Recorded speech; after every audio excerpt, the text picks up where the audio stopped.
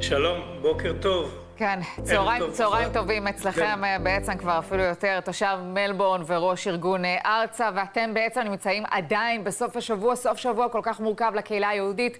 שוב, קודם כל אני מניחה שזה אירוע שטלטל מאוד את הקהילה כולה. נכון מאוד, הגלים של הטלטול עדיין טריים, זה כמובן בא על גב של השנתיים האחרונות. הייתה לנו הפסקה ותחושה של רגיעה, וכרגע היו שני אירועים בפרק זמן מאוד קצר, שמקווים שלא מראים על מגמת הסלמה שתימשך, ומצפים לטיפול ממוקד ואפקטיבי. כן, צריך להגיד, אירוע מאוד מאוד קשה. היו אפילו מתפללים בבית הכנסת בזמן שזה קרה, ואמרת, הייתה תקופה של רגיעה. מצד שני, אנחנו מדברים על הצתה שנייה של בית כנסת במלבורן בתוך פחות משנה. כמה זה מפחיד. אין ספק שיש תחושה של חשש בקרב חלקים גדולים מהאוכלוסייה. אני חושב שהחשש גדול יותר בקרב הקהילה היהודית מאשר הישראלית, כי אנחנו לצערנו אולי רגילים להתמודד עם מצבים מהסוג הזה, אבל זה בהחלט אירועים שהקהילה פה פשוט לא רגילה אליה. אני הייתי מגיע מאירוע של הפגנה שנערך מול בניין הפרלמנט בוויקטוריה לפני כפחות משעה, והיו שם מקבץ של קהילות, הקהילה ההודית, הקהילה הנוצרית, הקהילה הפרסית, גולים איראנים וקהילה יהודית שחברו יחד בשביל להעביר מסר שצריך לשים לזה סוף, אבל זה מסוג הדברים שנדרשת פעילות אפקטיבית של הממשלה ושל המשטרה. אז תכף נדבר על הפעילות והאם בכלל מתקיימת, אבל בוא נאמר את האמת, כמו שאמרת, לקהילה הישראלית מעט פחות מורכב אולי להתמודד עם זה, גם כי היא לא נטועה באוסטרליה, במלבורן, בסידני, והקהילה היהודית כן, והיא לא הייתה רגילה לשום מקרה כזה, ובשנתיים האחרונות פתאום מאז 7 באוקטובר כן, ואנחנו גם מתקשים לדבר שלא בעילום שם או בזיהוי פנים עם אנשי הקהילה. ממש מרגישים את זה, את החשש להסתובב עם כיפה או מגן דוד?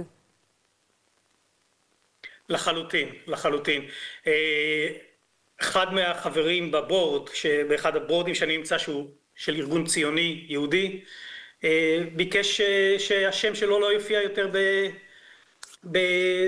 באתר של הארגון. זו דוגמה אחת מיני רבות של אנשים שחוששים להגיע למקומות שמזוהים או ללכת עם סממנים שמזהים. האמת היא שזה לא דבר שהתחיל אתמול או שלשום, אפילו לא בשנתיים האחרונות.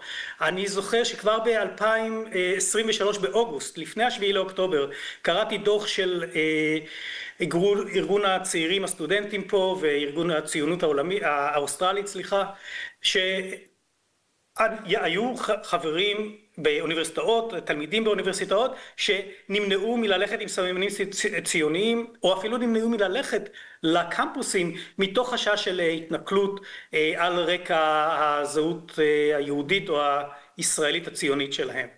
וכמובן שזה החמיר באלפי מונים בשנתיים האחרונות, וזה נראה שיש מגמות של גופים שיש להם אינטרס לשמור את הלהבות האלה קדימה, וזה מעורר תחושות לא נעימות. אחת האמרות למשל שהיו באירוע האחרון, היה של מישהו שהזכיר שבאה אליו מישהי שאמרה, אני שמחה שאימא שלי שהיא ניצולת שואה, לא בחיים בשביל לראות מה שקורה פה.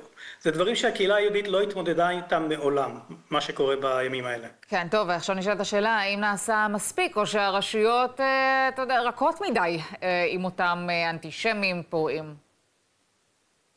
אני חושב הייתה תחושה ובהחלט בשנתיים האחרונות שלא ננקטה יד תקיפה מספיק. בשם חופש הביטוי שכולנו מעריכים, אנחנו באים מחברה דמוקרטית, אבל בשם הזה פגעו בחירויות אחרות של אנשים, והייתה תחושה שעל רקע פוליטי לא ננקטו צעדים מספיק מעשיים בשביל להרתיע את אותם מחרחרים של ההפגנות,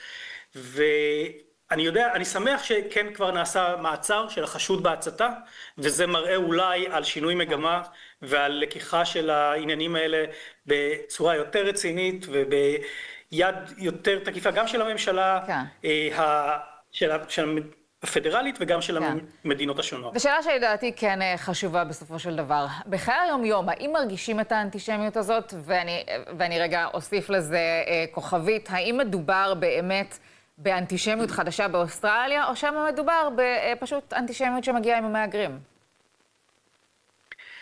אז תראי, אנטישמיות זה לא דבר חדש, וזה לא דבר שנוצר על ידי המהגרים. אנחנו יודעים שגם באירופה וגם בארצות הברית וגם במקומות אחרים, מתחת לפני הקרקע, ישנם מאות שנים של היסטוריה של אנטישמיות, אבל היא לא גלויה. אני חושב שגלי המהגרים האחרונים גרמו, וכמובן האירועים של השנתיים האחרונות, אפשרו למה שהיה מתחת לפני השטח, לצאת מעל לפני השטח, כשאני לא חושב שזה מייצג את הקהילה האוסטרלית, את האוסטרלים בכלל. חשוב גם להבין את זה. רוב האוסטרלים הם לא בהכרח תומכים, אבל יש מיעוט קולני שמצליח לסחוף אחריו גורמים אחרים, שהשילוב הזה בין, את יודעת, הסוציאליסטים הרדיקליים לבין האסלאמיסטים שחוברים יחד ומייצגים אג'נדות מנוגדות, אבל יחד נגד היהודים. זה משהו שהוא... ורואים את זה לצערנו בהרבה מאוד מקומות, כולל עכשיו בניו יורק. אייל מרק, נקווה שיהיו ימים רגועים יותר. תודה. תודה רבה.